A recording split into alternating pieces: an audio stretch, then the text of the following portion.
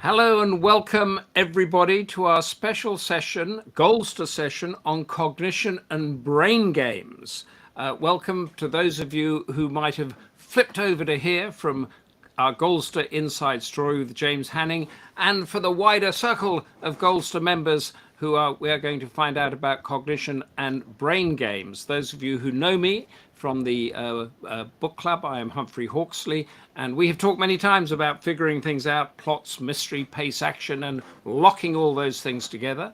We are now going to go much wider than this about how it impacts all our lives on playing games. Does that help us think? Does it help us figure things out? Does it help us solve problems? And cognition, which is a very big kind of medical world. So to answer these questions, we have brought in a man who might be familiar to many of you, Mark Carter, the CEO, managing director, and founder of Goldster. So he knows what he's talking about. So Mark, answer me for the first question. What exactly do we mean by cognitive? Afternoon, Humphrey. Thanks for the lovely introduction, and welcome to everybody to Cognition and Brain Games.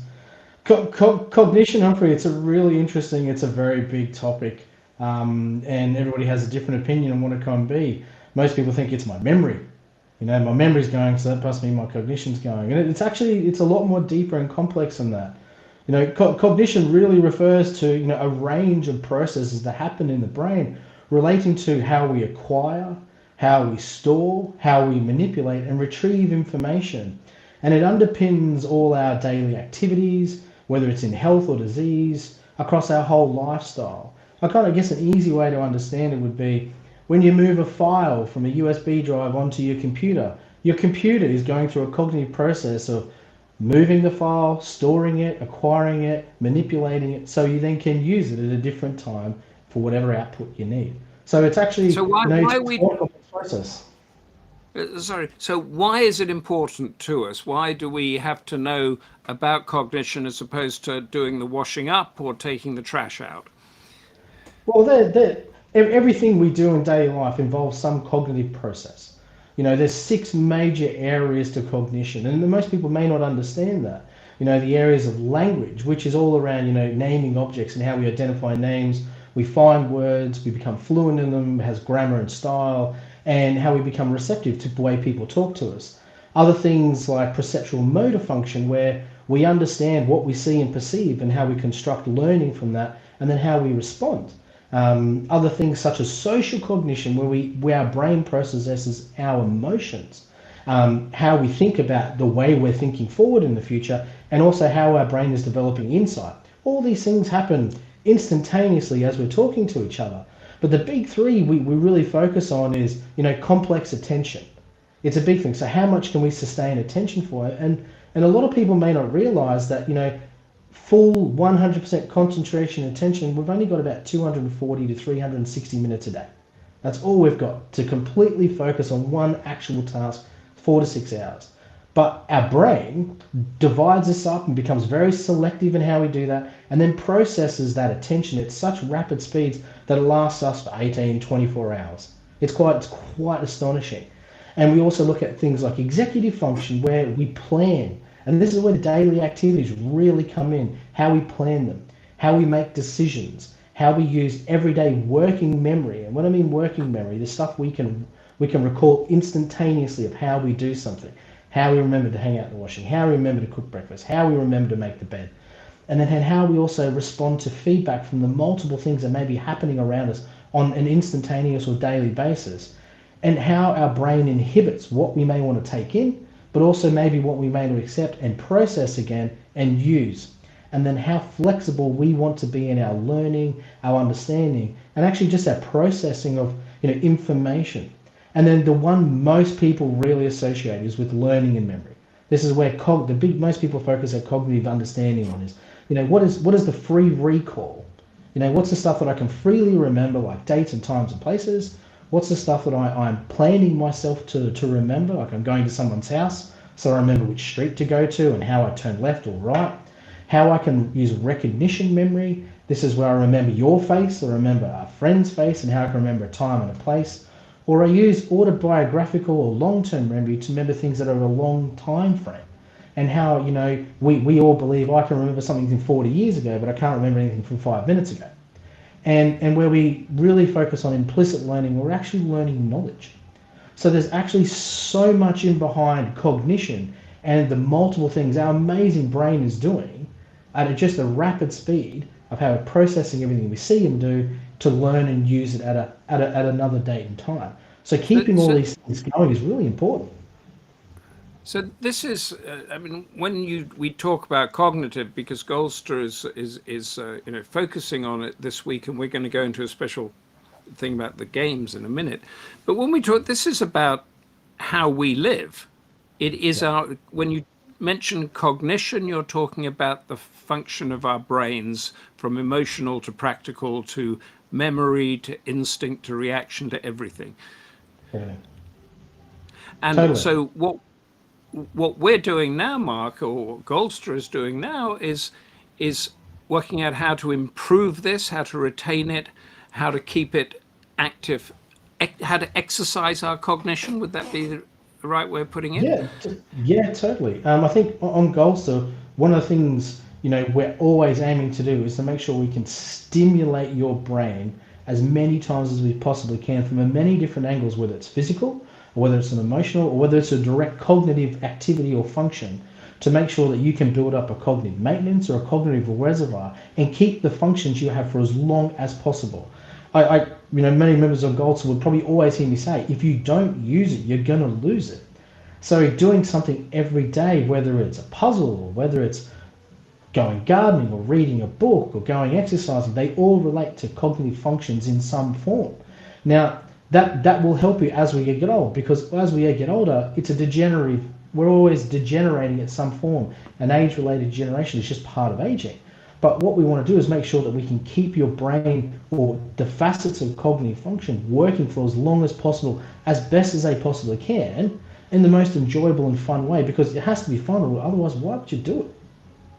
So to what extent does this mirror what your actual physical body needs, in that is that you need to get out, you need to walk, you need to get the heart rate out, all those things that Sir Muir Gray and others have been telling us. The brain needs a similar sort of daily activity, exercise, and stimulation. Otherwise, it withers. I don't know if the word withers is probably right, but it exactly needs that same thing. If you think like the brain is a muscle, it's probably the most intricate muscles. It is probably the most intricate muscle. Brain is a muscle. So the brain's a muscle, and everybody have a different opinion. But you're training your brain from the day you're born to once you've gone into your mid-30s. You've built up your brain, you've trained it, you've certain learning patterns, you've understood memories, you've processed things, but you've developed skills, and the skills that can relate to either fine motor or sensory skills or specific learning. And you may be left brain focused or right brain focused, as most people might have seen in John Skelcher's art. We learn in different ways. But I think if you don't use your mind and your brain, then I think we all start to feel a little bit sluggish in a way.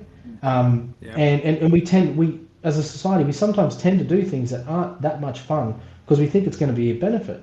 But it's one of the most crucial aspects, alongside doing it with other people, is it's fun. You're doing it as part of a social network and you're getting socially connected, but also it's actually working on one part of your brain. Now it could be it's just working on short-term memory. That's fantastic. That's absolutely fantastic.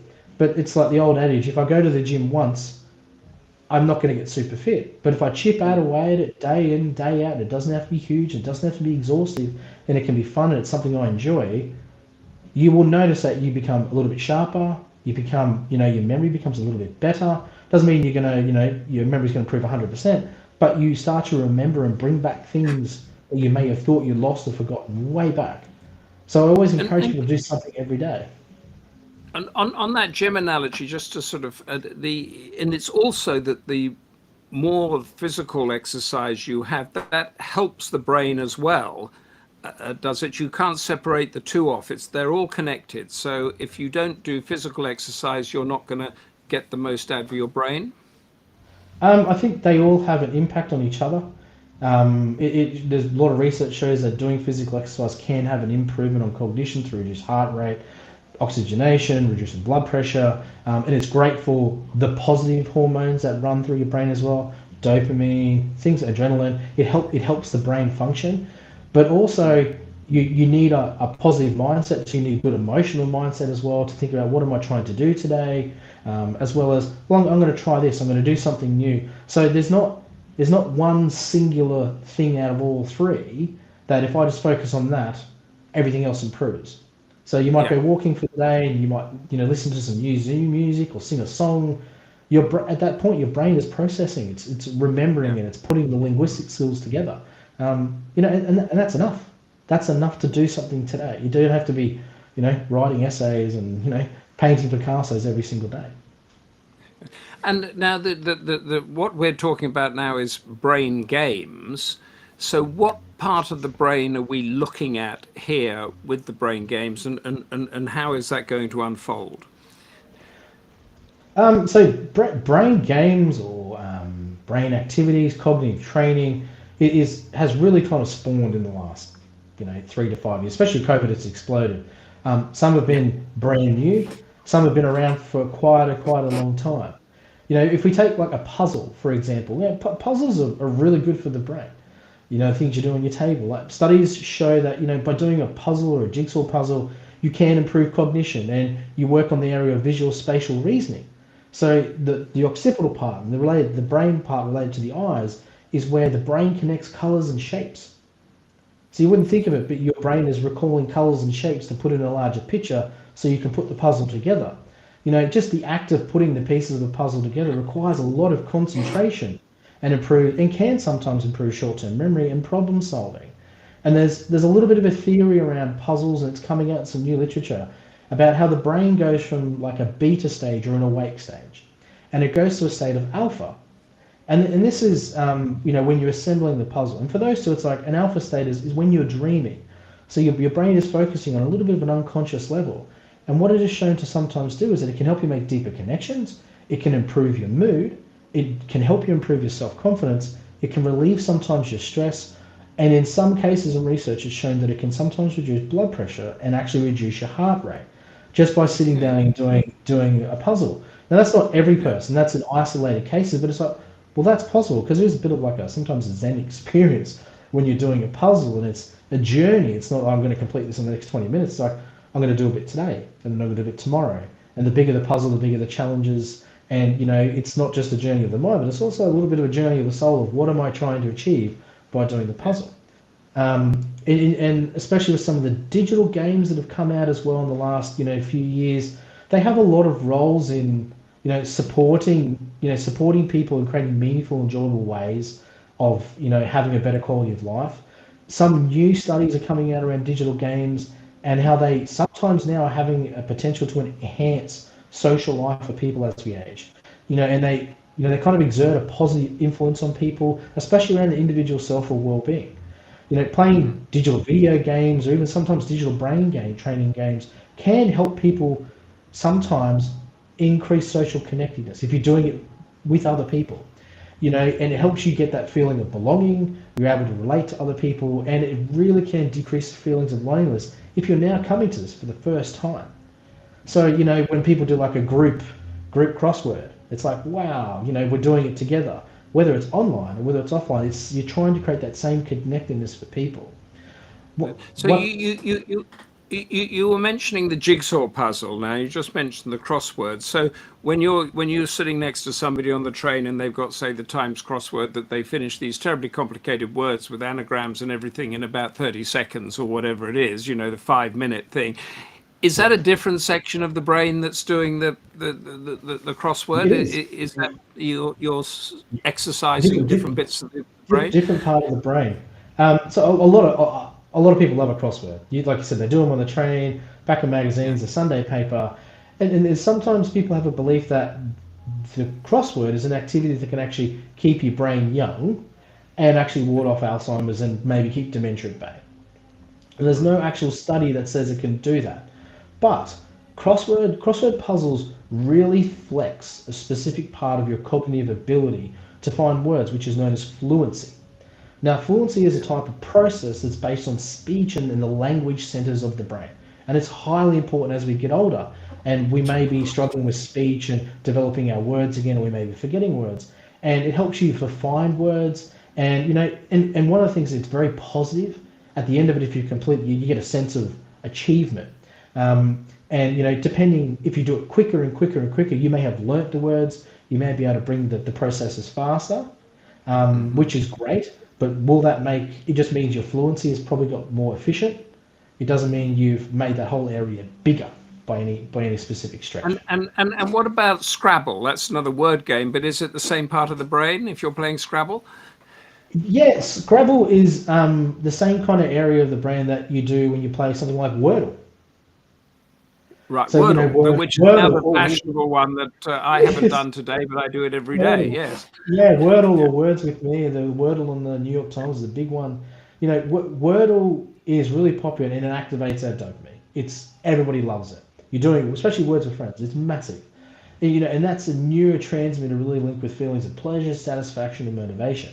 And you know, I've never done Wordle. I've really struggled to get into it. You've never but done it? I've never done it. I'm Mark, you're going to have to do it. I'm going to tell you, you're going to have to do today's Wordle, and you email me when you've got it, and I'm going to email you when I've got it. All right. Straight after the show. Okay, I'll do the Wordle then. You can't come on here telling us about Wordle if you haven't done it.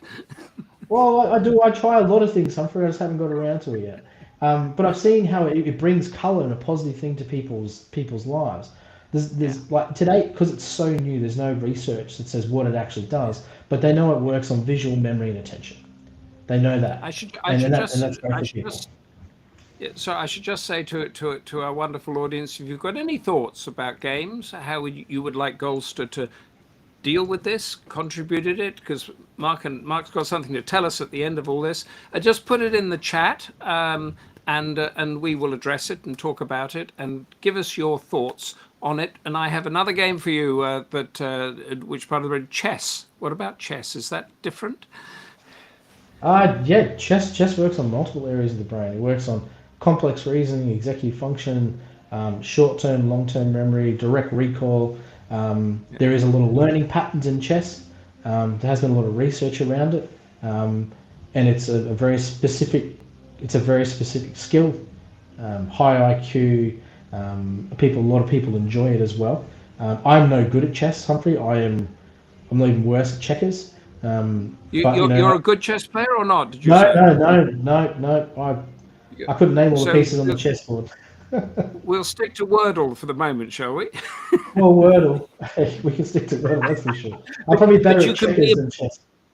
You can be a brilliant chess player without knowing a word, can't you? It's a whole different thought process. It's a whole different thought process and mental language. And I'm in awe of people who are absolutely brilliant at chess because their mind is processing scenarios and situations and probability scores at a phenomenal rate. And I'm just in awe. Even watching the Queen's Gambit, I was like, how do people function at that level, which is quite amazing. And the same for people who are really good at, the other big one was out COVID was Sudoku. Oh yeah, Sudoku. Everybody was Sudoku. Like Sudoku was a massive. That was about 10 years ago, wasn't it? Yeah. It is, but it hasn't changed. It's still as popular as it is now, and it's a brain tease that works on the frontal lobe of the brain. And it's responsible for really processing sequences of numbers and letters, which keeps us thinking around sequence and problem solving and planning in our executive function. Now studies are starting to come out about the benefits of Sudoku, and it's really around how we're improving our speed in frontal lobe processing, solving problems, sequence planning, and also the performance. And now one of the most recent studies that come out is now showing there's significant improvements in executive function, especially around working memory, which is one of the things that tends to decline as we age. So this is great that this stuff is coming out, because I know a lot of people love Sudoku. I'm not good at Sudoku, Humphrey. I find it a little bit daunting to do myself. I don't know where to put the numbers, and that's just me. But it's very popular. Tell us, Mark, where Goldster is going to take the brain game issue. Are we going to have sessions on it? Reveal to us all. So on Goldster, we're always trying to bring something new to the table for everybody. And In the near immediate future, what we're going to be doing is we want to take games and bring them into Goldster and make them a social connected process where people can feel they can improve, hopefully, or challenge their cognition on a regular basis on Goldster, maybe for short periods in a day. But also we want to bring a social element to it. One of the things that's big is quizzes and trivia. I don't know about you, Humphrey, but I love a pub quiz. And it's not for the pub and it's not for the quiz. I actually enjoy it for the social connect. Yeah, I don't enjoy it. I enjoy it because I meet new people and I learn new information. I get new recall. So on Goldster, with the help of yourself, what we're going to be doing is we're running a short cognitive challenge sessions, whether we either do a live Wordle together, we may do a live Sudoku, we may do a live crossword, or we might hold a short speed quiz. All in the process to getting parts of the brain working every day to ensure that people can feel like, okay, I'm getting my cognitive challenging with them, and to see if people enjoy them and see if they can come together and go, we can do this together, and we may create teams from this and feel like we're a community of people wanting to actually, work on our brain together, and we know it can help us, and it's fun and it's enjoyable, and we're part of a big community. And so, in the near immediate future, we're going to be doing that. We're going to be trialing it. So please don't be afraid to look on the website and listen to the information of when it's going to start, because it will be quite soon. And we hope it's really impactful. And the main thing, it's a lot of fun.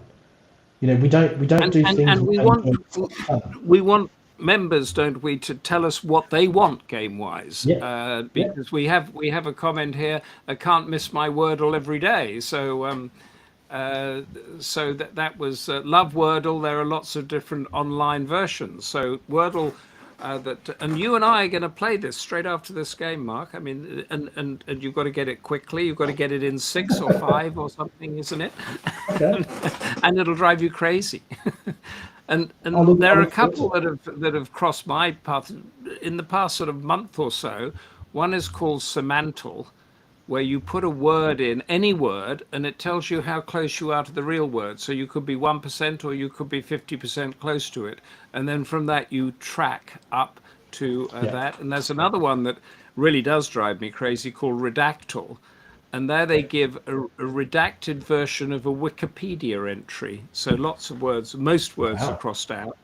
And you put a word in and it tells you how many hits you have in the redacted versions. You have to guess what the subject of that Wikipedia version is. Don't do that if you want to sleep well at night, or don't do it late at night. We have a couple of Lumosity.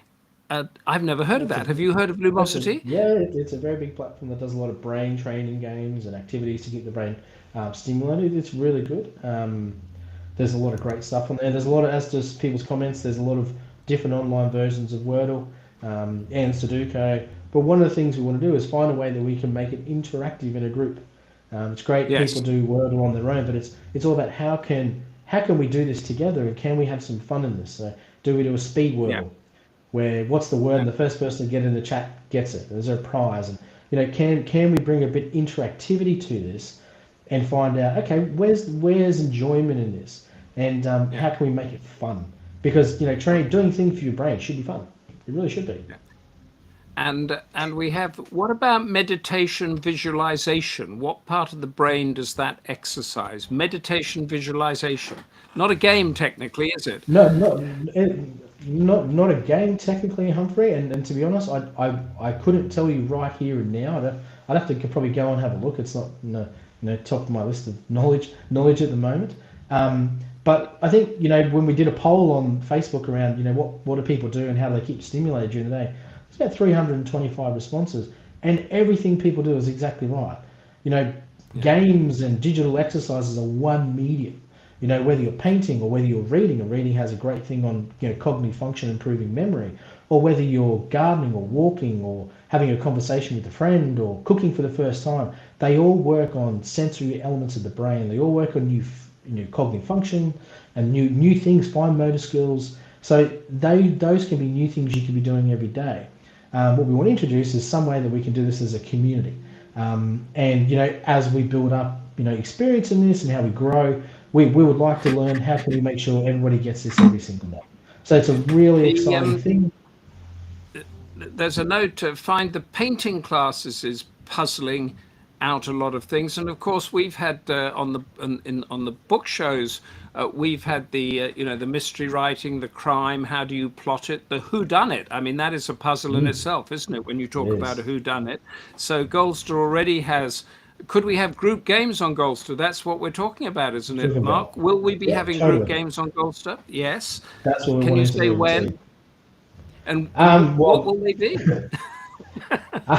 Well, I can't give you an exact date when, but it's going to be very soon, and then we'll be able to tell everybody what it is. So I don't want to let the cat out of the bag just yet, but there'll be an announcement coming very shortly about the first ones and what they're going to be. And my suggestion was just dive in and let's have some fun. Let's do this together, and see what people enjoy, and then we can provide more of it. But we want to ensure that we can give someone a cognitive stimulation or a cognitive challenge every day. I think you and I should do a standalone Wordle competition once you're up to speed. We can do that and see who wins that one.